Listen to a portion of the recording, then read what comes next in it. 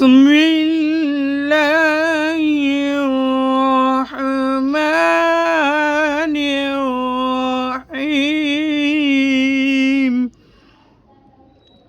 قل أوحي إلي أنه استمع نفر من الجن فقالوا إنا سمعنا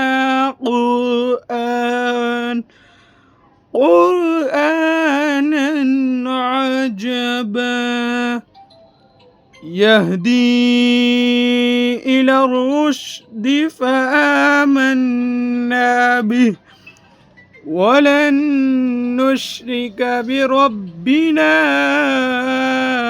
أحدا صدق الله العظيم.